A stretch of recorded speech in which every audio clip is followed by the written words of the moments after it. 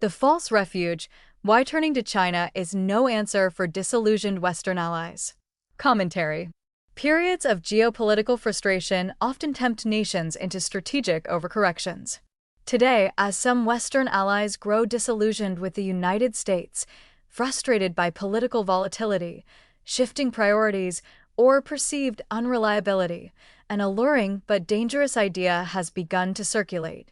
If Washington cannot be counted on, perhaps Beijing can. The logic is seductive in its simplicity. China is large, wealthy, and deeply embedded in global supply chains. It offers trade, investment, and the promise of stability. But this line of thinking is not merely flawed, it is a trap. An unreliable United States does not make China any more reliable, nor does it make China any less of a strategic competitor. Even in purely economic terms, the notion that deeper integration with Beijing is a safe hedge is a profound misreading of recent history.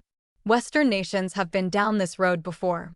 In the 1990s and early 2000s, Europe and other U.S. partners embraced China as a rising economic powerhouse.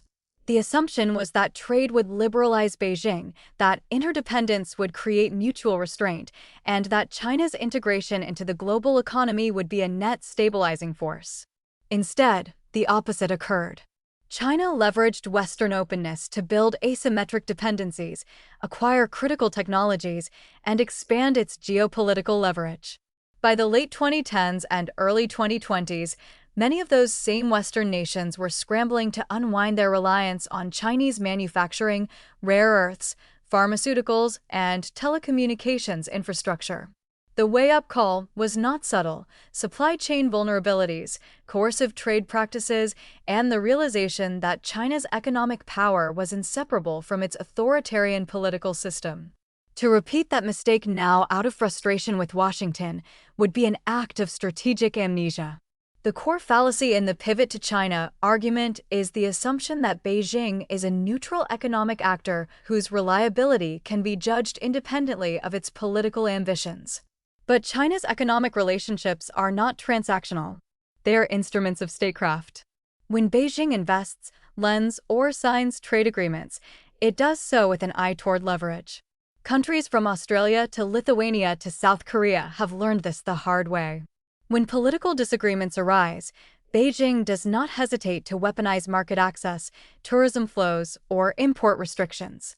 This is not an aberration. It is a feature of its system. Beijing's track record is the clearest reason to distrust the notion that it offers a safer alternative.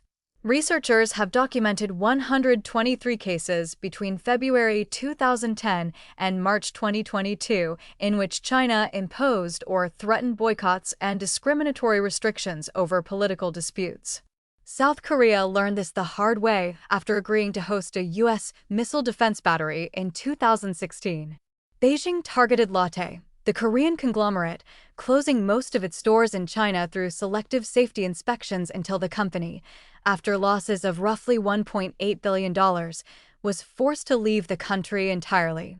The wider dispute cost the South Korean economy an estimated $7.3 billion. Australia endured its own ordeal after calling for an independent inquiry into the origins of COVID-19 in 2020, facing tariffs of up to 218% on wine and other goods, as well as other restrictions. By contrast, the United States, despite its political turbulence, operates within a framework of rule of law, independent courts, and transparent regulatory processes. Even when Washington frustrates its allies, it does not engage in the kind of targeted economic coercion that has become routine for Beijing. The United States may be unpredictable at times, but the Chinese regime is predictably coercive. Moreover, the idea that China offers a stable alternative ignores the structural fragilities within its own economy. Slowing growth, demographic collapse, rising debt, and tightening political control have created an environment far less predictable than the glossy narratives of the Belt and Road era. Western nations that deepen their dependence on China today may find themselves tied to an economy facing long-term stagnation and a leadership increasingly willing to intervene in markets for political ends. That is not a recipe for reliability. There is also a deeper strategic contradiction at play.